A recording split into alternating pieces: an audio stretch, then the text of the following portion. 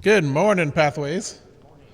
Yeah, it's kind of a cool benefit of being the preacher is that you can spread your stuff out and don't have to worry about getting germs on anybody else because now it's my pulpit. We are in a series, Come Unto Me, and I will give you rest. And here's a little here's a behind the scenes glance at how this works. So sometimes Pastor Eddie calls me and Paula together in the office, and we have a kind of conference, a little powwow about how the preaching series is going to go, and we collaborate and we throw ideas back and forth, and we share exciting ideas that we have learned. And sometimes Pastor Eddie just goes into his inner sanctum, his holy of holies, and God speaks to him directly. And he comes out face aglow and says, here's what we're doing. You're doing that, you're doing that, you're doing that, and you're doing that. It's like, okay. And so I got assigned today's clump of this verse, the rest portion of this verse.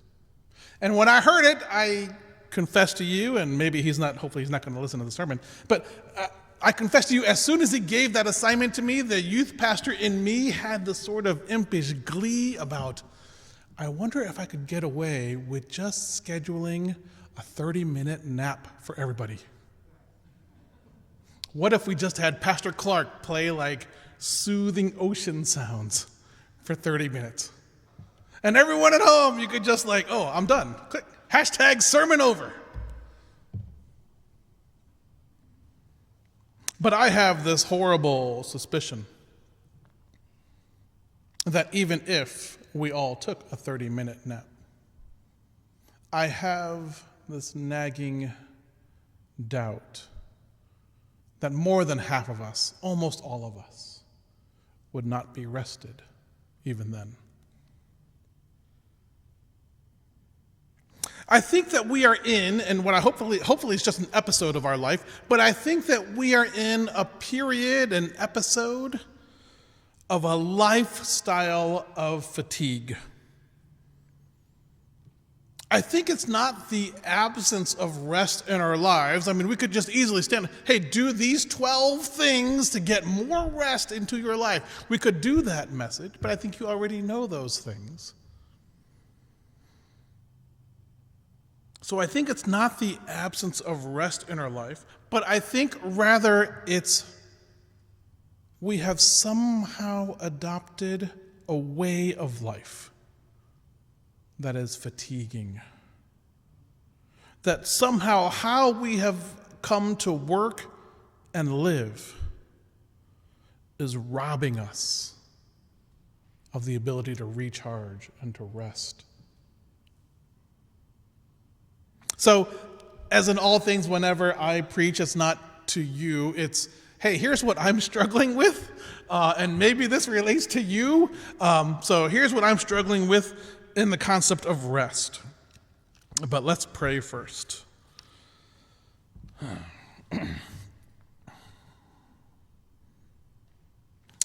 I'm fascinated by the beginning of Scripture, God, where you created, and then you took rest. And it's just inconceivable to me. It's not like you were tired, God. It's that would, in a metaphysical sort of way, that would mean that there was something greater than you that was taking from you energy, effort, your fatigue, that somehow you were tired, you were answering to something else. And we know that there is nothing else to whom or to what you answer, that you are the source of all good things. So you weren't tired. And so I'm forced to conclude that you did that out of love for us. You just stopped for a period of time. And you did it as an example for us, to us. And I'm so curious, God, as to what you did. What did you do? I mean, my human mind cannot conceive, but what did you do that for you counts as rest? I don't know. I imagine you taking human form and just walking around having fun. What does that look like?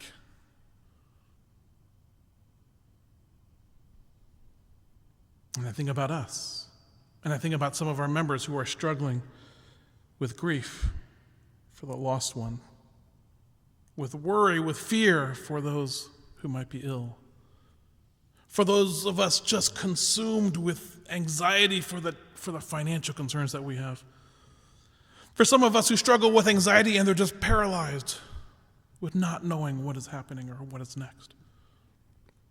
And I know that for so many of us, it is hard to imagine what rest, what true soul rest looks like.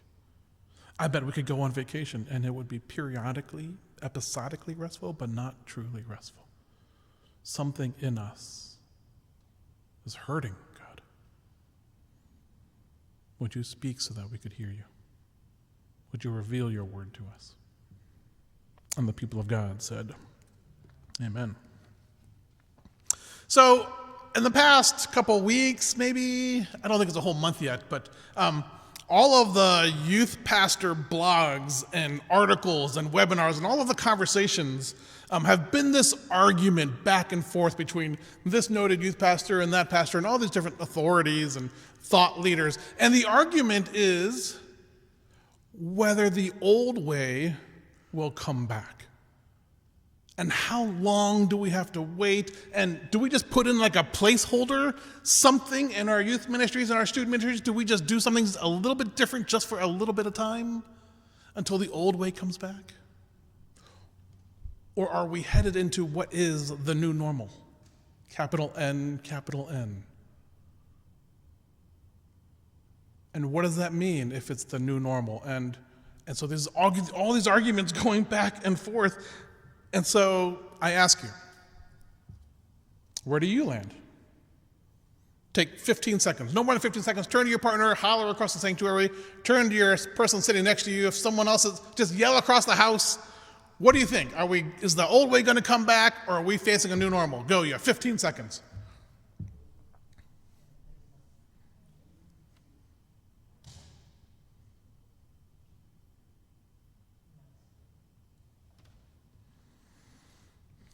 Bring it back.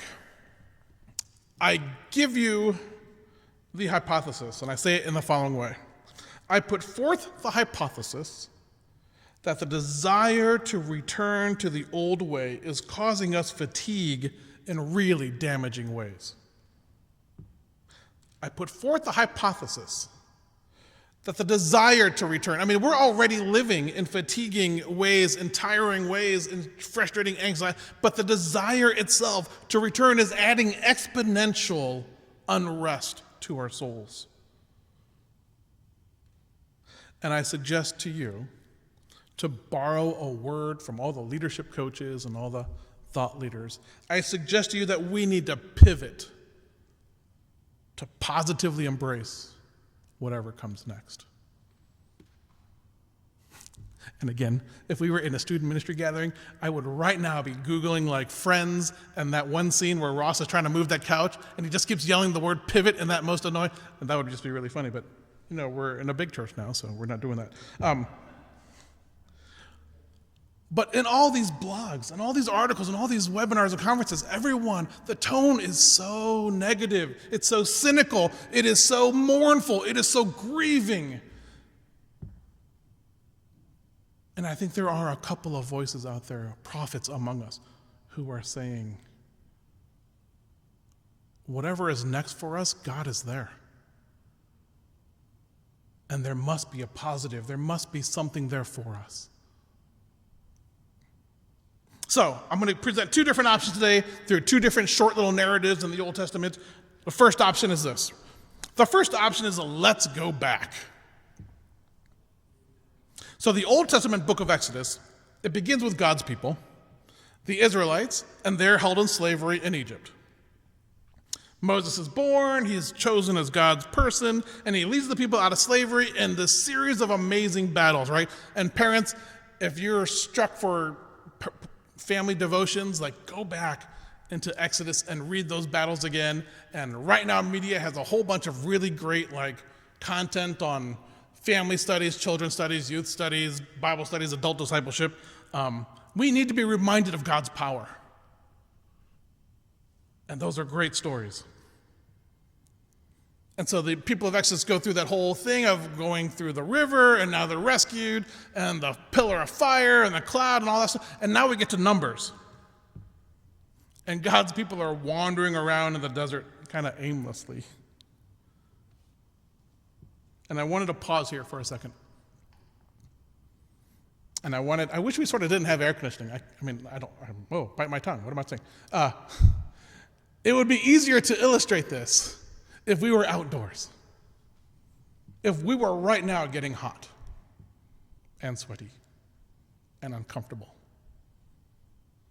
and stinky. And if I said to you that, hey, we're going to be here for a while, maybe a few days, maybe a few weeks, and for me, if I don't know, like if I'm at a retreat with kids, it's one of those rough and tumble ones, we're out in the woods, and I don't do this anymore, but I used to, like, I didn't know like when the next cold shower was going to come. I didn't know when the next soft bed, I didn't know where the next good meal was coming from. It just made me crabby. And I think that's where they're at. And no one can tell them as they're wandering around in the desert how long they're going to be in the desert. How long is this stupid pandemic, the desert, sorry. How long is this thing going to last? Someone just tell us. Do I have to spiritually prepare for a couple of weeks, a couple of months, a handful of years? How long do we wait? And it makes us tired. Sure, we were in slavery back then, but now I'm just hot and sweaty, and now I'm stuck in the desert, and it's a whole new kind of slavery, and this whole newness of freedom thing. I'm done with that. I'm just tired of this. I just want to go back. Can we just go back? And like all of us, the Israelites start to have this sort of selective memory about what it was like. And I wonder if we're doing the same thing.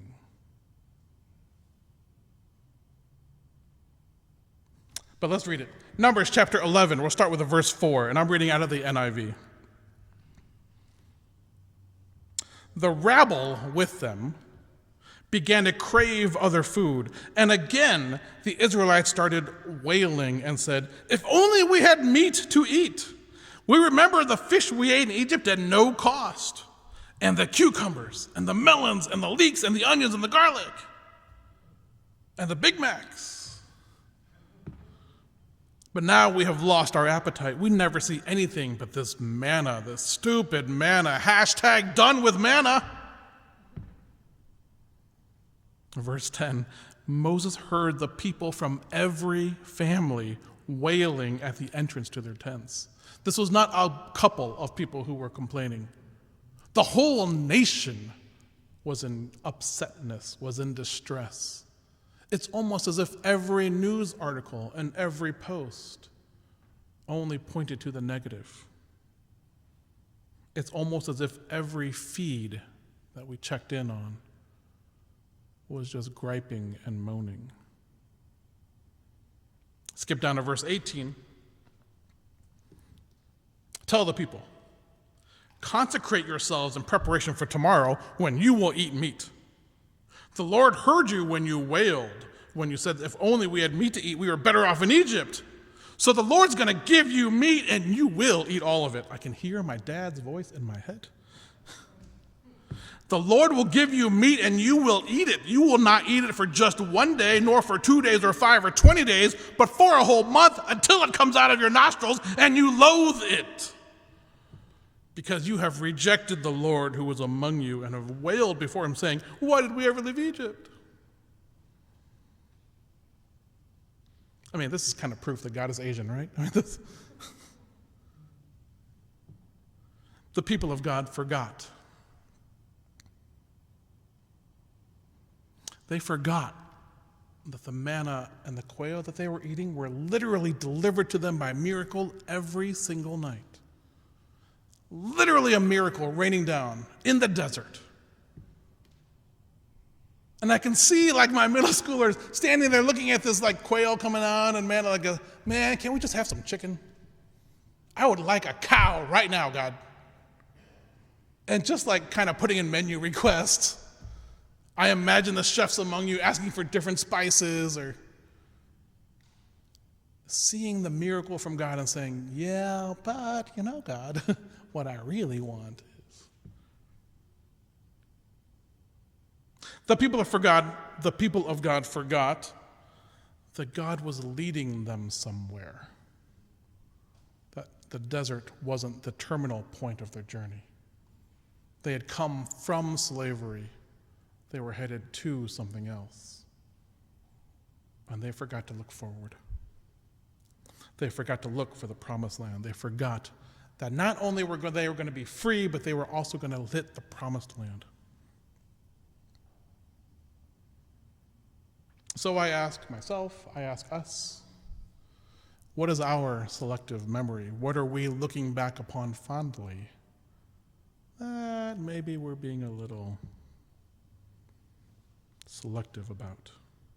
For me, I miss the privileges that we used to have. I miss restaurants with a full menu, not this cut-down menu. I miss eating inside a noisy, crowded, bustling place of lively activity. I miss going to movie theaters. Goodness. I miss non-essential travel. If I want to go to that state, well then, by golly, I want to go to that state.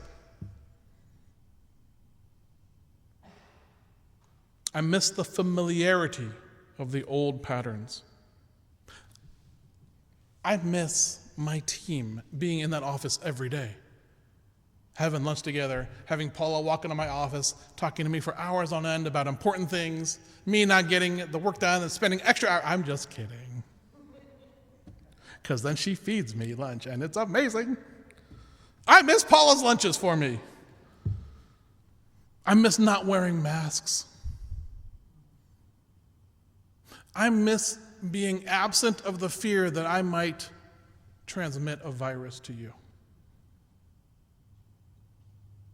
I miss not knowing that that was a specter in the back of my mind.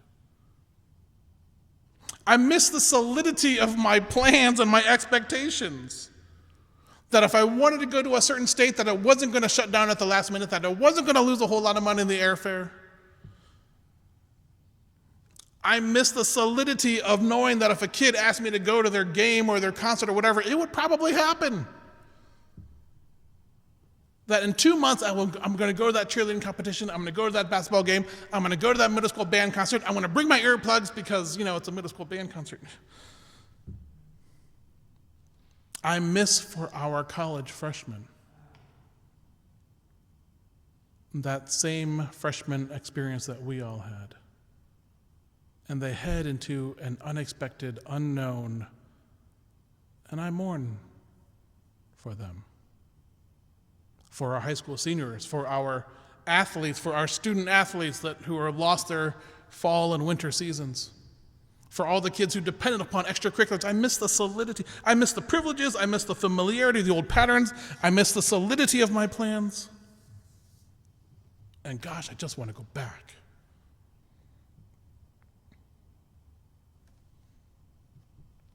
But as in all good things, maybe there were dark underbellies. I remember when students and families would sometimes come like a hair's breadth away from bragging about how busy they were. Secretly, the subtext being, I am so important. I have so much to do. And they were a slave to their calendar. How many times have we mourned a family meal being something of the past? Margin in our lives. Parents not also having a second job as a chauffeur.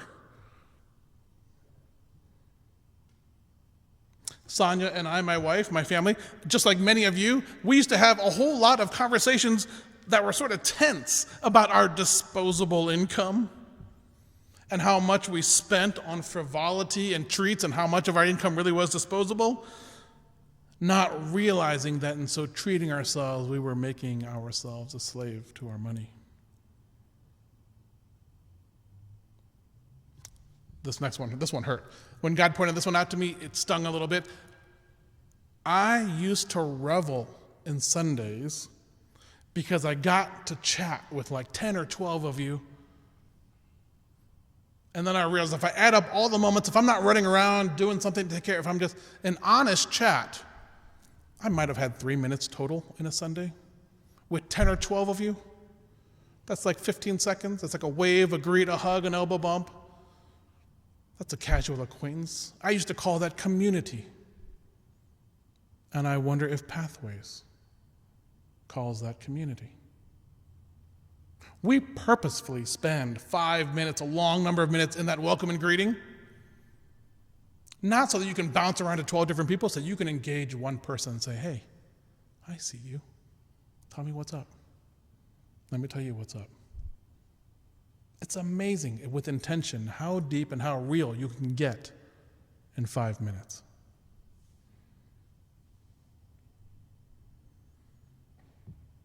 So, I know that some of us are struggling through grief and struggling through extreme finances. And so I speak to the rest of us when I ask this question very gently. Are we suffering? Or is our Americanism struggling? And why isn't my spiritual side strong enough to overcome the deficit in my Americanism? Which one do I hold as more comforting? And that's a disturbing thought to me. We forget that change has always been a crucial part of God's plan for our growth, because stuck people don't grow. If you're not growing, then you're probably not changing. And there's nowhere in Scripture where God allows someone to grow by just sitting there. It's always go and do and be uncomfortable and try this new thing and do that new thing and swing left and swing right and just whatever do, just depend upon me. Because we become a slave to the pattern because it's comfortable and it's familiar and it's solid. Do you remember how tired we all were back then?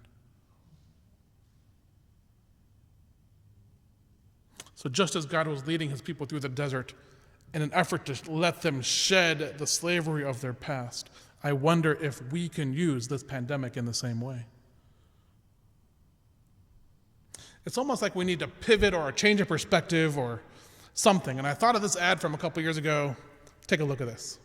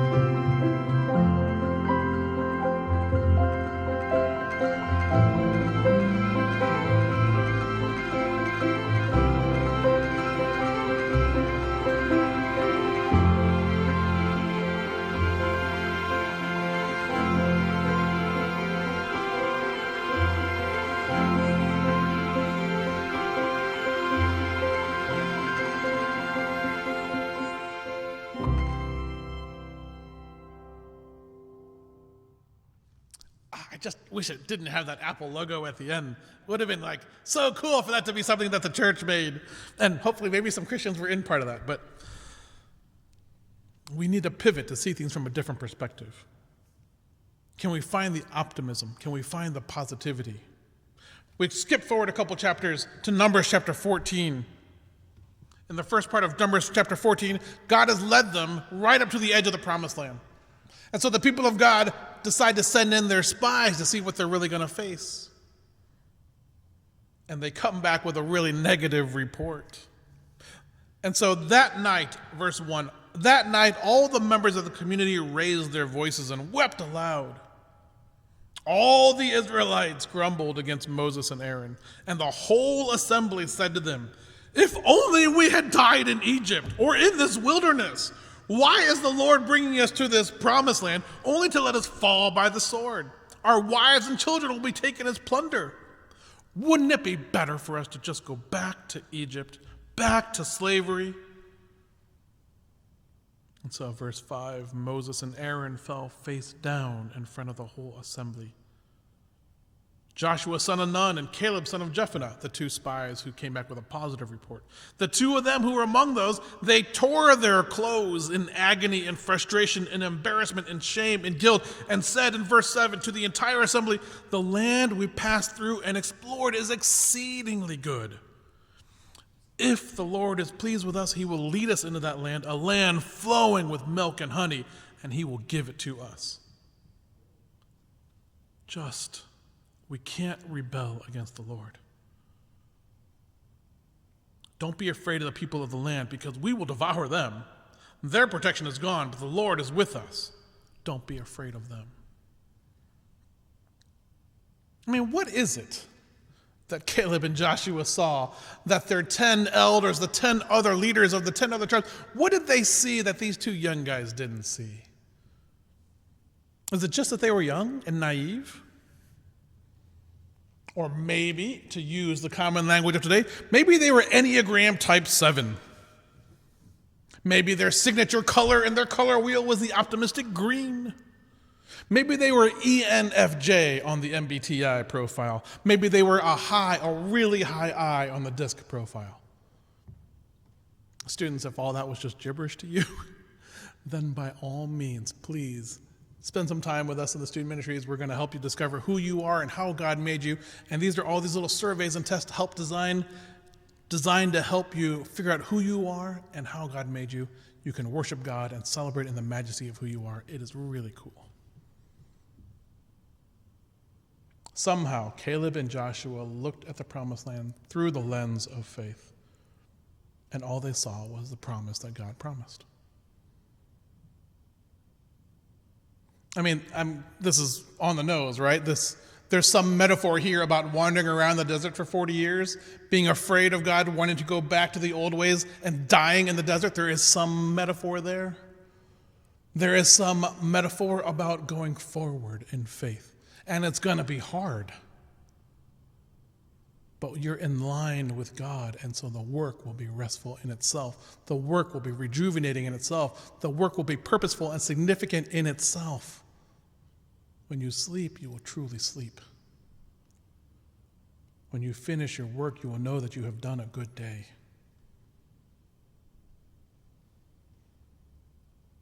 So I make the suggestion that real rest comes from the soul. That it comes from the confidence that we are walking forward exactly in God's shadow.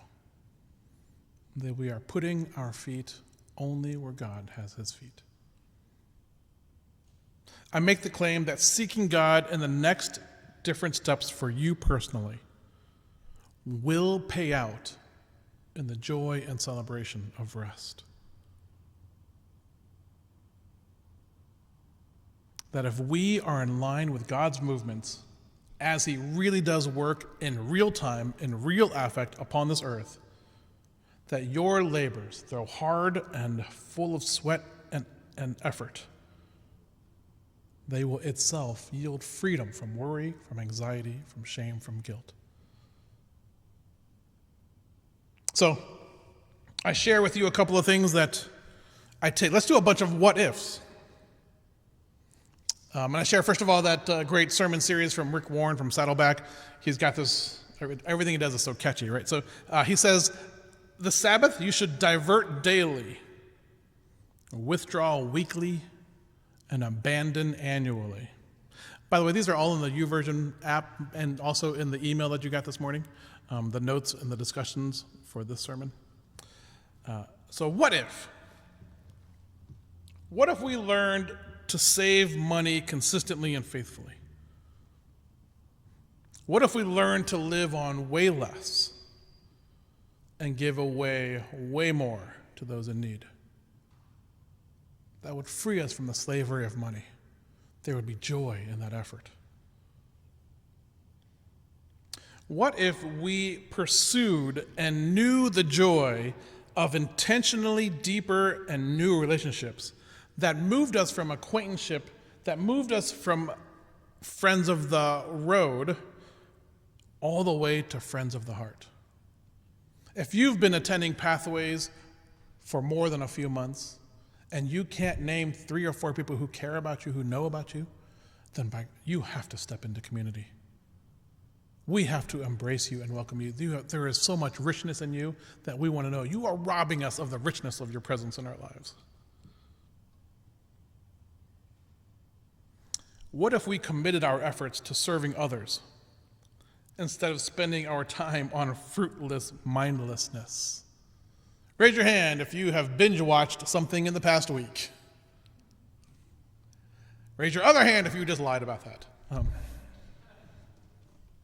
There's a couple of opportunities which we can provide to you as a church to help you serve others. For one, you can sign up for the Adopt a Grad. Okay, here's the thing. We want to show these students who are most at risk of wandering from their faith, we want to show them that God's love is real and tangible. I'm asking you to sign up. First of all, parents, sign up your college person, your college age, whether they're in a gap year program, whether they're working right now, whether they're just taking a year off from everything, whether they're at school or distance learning, whatever, sign them up. I want the church to be able to pray for them, to text them, to email them, to encourage them. And we're going to extend it all the way down to students, all the way down to high school and middle school. Because why not? Why shouldn't our middle school kids? I mean, if there's any group of kids that need to be prayed for, it is middle school boys. Sign up, use that connection card link, and let us know that, and we'll match you up with someone. And you just text them. I will send you reminders 4 times throughout the year. Hey, text your kid. Hey, email your kid. Hey, maybe send them a care package during Christmas. Something. Easy for us. Pastor Paula and I and a whole bunch of the other ministries, we're about to send a sign-up list to assist families, local families who are now facing this whole distance learning concept. This is a ginormous campus. We are a great congregation full of resources. There have to be ways in which we can help these families.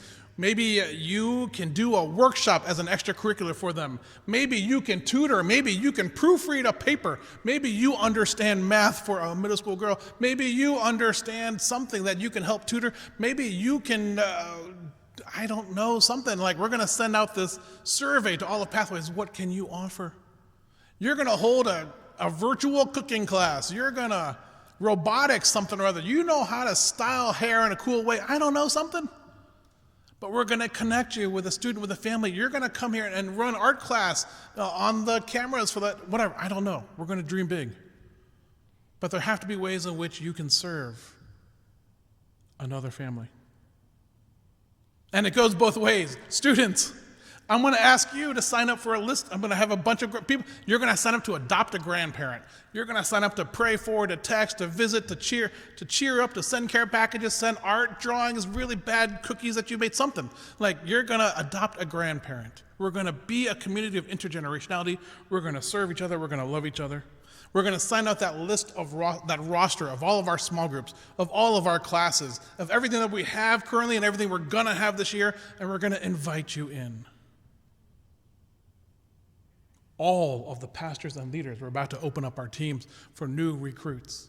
That's here's the life hack to church. If you want to get to know someone in the church, just join a team is the fastest way to do it.